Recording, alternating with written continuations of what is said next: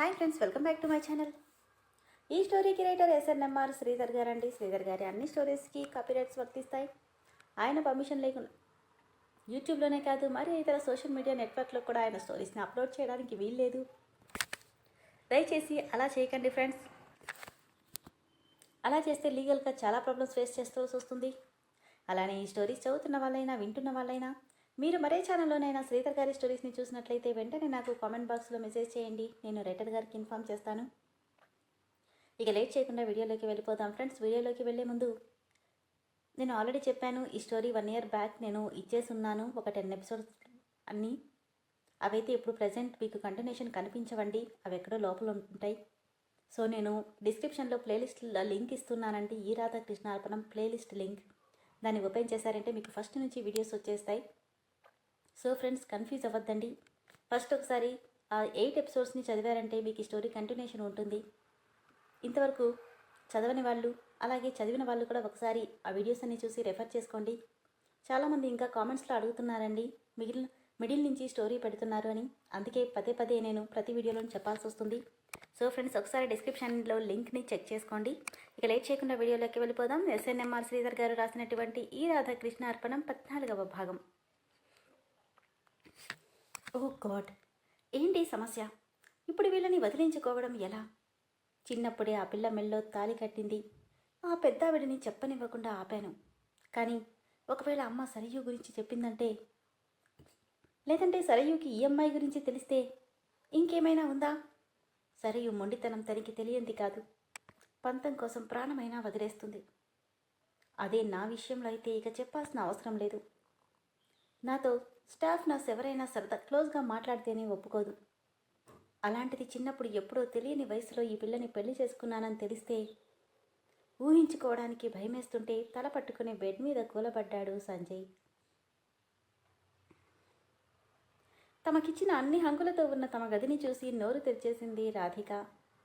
అమ్మ బాబోయ్, ఇంత పెద్ద రూమా? అబ్బా, మా ఇల్లు మొత్తం కూడా ఈ రూమ్ అంతా ఉండదు కదా అనుకుంటుంటే, అవునే మనవరాలా, నువ్వెంతైనా పెట్టి పుట్టావు. అందుకే అంత అందగాడు మొగుడుగా రావడమే కాకుండా ఇంత పెద్ద ఇంట్లో నిన్ను మహారాణిని చెయ్యబోతున్నాడంది ముసలమ్మ. పోబమ్మ అంటూ సిగ్గుపడుతున్న రాధికని చూసి, నీ సిగ్గు సంతకెళ్ళా, కాస్త దాచుకోవే. మీ అత్తయ్య ఆరోగ్యం కుదుట పడగానే నీ మొగుడు నీ పెళ్లి గురించి అందరికీ చెప్తాడు. వాడి చెంతకు చేరే వరకైనా కాస్త సిగ్గుని దాచిపెట్టుకో అంది.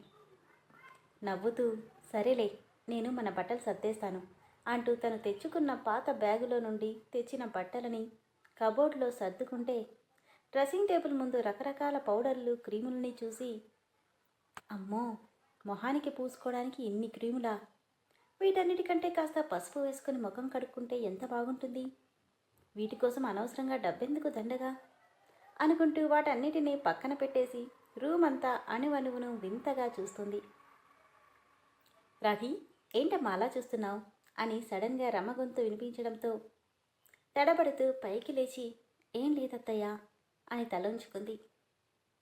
నీ గది నచ్చిందా అని రమ అడిగితే, చాలా బాగుందత్తయ్య. ఇదంతా సంజయ్ వాడికి నచ్చినట్టు వాడి సెలక్షన్ ప్రకారం కట్టించాడమ్మా అని రమ అంటే, మా బావ సెలక్షన్ ఎంత బాగుందో అనుకుంటూ మురిసిపోయింది రాధిక. సరే కానీ పెద్దమ్మ ఇంకా రాలేదా? లేదత్తయ్య, స్నానానికి వెళ్ళింది అంటూ తేనెలూరే పలుకులు పలుకుతుంటే, నీ గొంతు ఎంత బాగుందే, విన్న ఎవరికైనా చెవిలో అమృతం పోసినట్టుంది అంది రమ. ఆ మాటకి సన్నగా నవ్వుతూ తలుంచుకుంది రాధిక.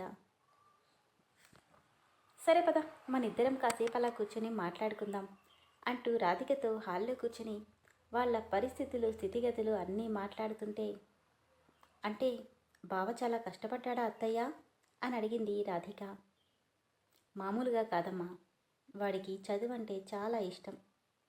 మీ నాన్న దగ్గర తీసుకున్న డబ్బుకి తోడు ఆ సరస్వతీదేవి కృప, మినిస్టర్ గారి అండ, అలానే సరయూ ప్రే అనబోతుండగానే, అమ్మా అంటూ గట్టిగా కేకేశాడు సంజయ్. అతన్ని చూసి కంగారుగా కొంగుని భుజం చుట్టూ కప్పుకొని తలొంచుకొని నిలబడింది రాధిక. ఏమైందిరా, అలా అరిచావేంటి? నా షర్టు కనిపించట్లేదమ్మా, ఎక్కడుందో కాస్త చూడు. అక్కడే ఉంటుంది చూడు నాన్న. లేదమ్మా, నాకు కనిపించట్లేదు, అర్జెంటుగా బయటికి వెళ్ళాలి, త్వరగా రా ఏంటో వీడి తొందర అనుకొని, రాధి నువ్వు కాఫీ తాగు, నే వెళ్ళి చూసొస్తానంటూ పైకి వెళ్ళింది రమ.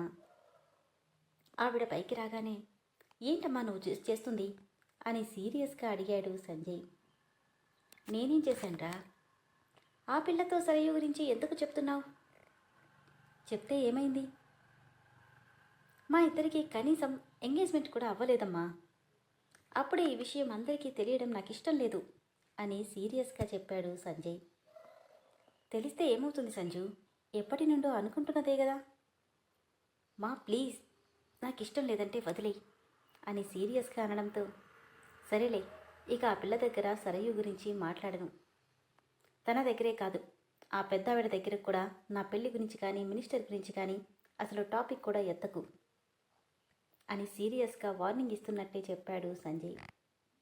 ఎప్పుడూ లేనిది దీనికి ఇంతలా అబ్జెక్ట్ చేయని సంజయ్ ఈరోజు తన పెళ్లి గురించి ఎందుకు దాచమంటున్నాడో అర్థం కాక, నిజంగానే అప్పుడే చెప్పడం ఇష్టం లేదేమో అని అనుకొని సరేనంది రమ.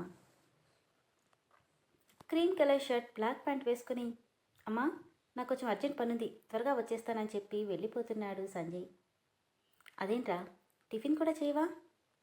లేదమ్మా, అర్జెంటుగా వెళ్ళాలి అంటూ హడావిడిగా వెళ్ళిపోతుంటే అనుకోకుండా ఎదురుగా వస్తున్న రాధికను చూడకుండా డాష్ ఇవ్వడంతో క్షణం పాటు అసహనంగా ఆమె వైపు చూసి సారీ అనబోతుంటే బెదిరిన లేడి పిల్లల అక్కడి నుండి పారిపోయింది రాధిక. ఓ గాడ్, ఈ పిల్ల నన్ను చూసి సిగ్గుపడుతుందా? ఈ సమస్య నుండి ఎలా గట్టెక్కాలో ఏంటో అనుకుంటూ చిరాగ్గా అక్కడి నుండి వెళ్ళిపోయిన సంజయ్ బెంగుళూరు అవుట్కట్స్లో ఒక నిర్మానుష్యమైన ప్రదేశంలో కార్ ఆపి కార్ బ్యానెట్ పైన కూర్చొని సిగరెట్ మీద సిగరెట్ కాలుస్తున్నాడు. ఏం చేయాలనుకుంటున్నావు అని తన అంతరాత్మ తనని ప్రశ్నిస్తుంటే ఏమీ అనుకోవట్లేదు. అంటే సరయుకి నిజం చెప్పేస్తావా అంది అంతరాత్మ. నో, తన ప్రాణాన్ని నా మీద పెట్టుకుంది. ఇప్పుడు ఈ విషయం చెప్తే తను నాకు దక్కదు. అయితే రాధికకి నిజం చెప్తావా? అవును, తనకి నిజం చెప్పేస్తాను. చెప్తే తను ఎలా రిసీవ్ చేసుకుంటుందో ఆలోచించావా అని అడిగింది అంతరాత్మ. అది నాకు అనవసరం.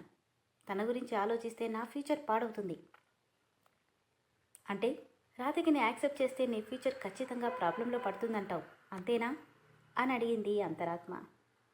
ఖచ్చితంగా. సరయుని చేసుకుంటే నా ఫ్యూచర్ బాగుంటుంది. పైగా మినిస్టర్ గారి ఫుల్ సపోర్ట్ నాకుంటుంది. అది నా ఫ్యూచర్కి చాలా యూజ్ అవుతుంది. నేను నా వాళ్ళు సంతోషంగా ఉండాలంటే నేను సరయుని పెళ్లి చేసుకోవాలి.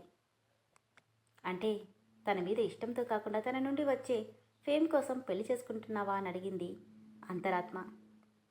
లేదు, అదొక్కటే కారణం కాదు, తన మీద పెంచుకున్న ప్రేమ కూడా కారణమే అన్నాడు సంజయ్. అయితే రాధికని ఏం చేస్తావు?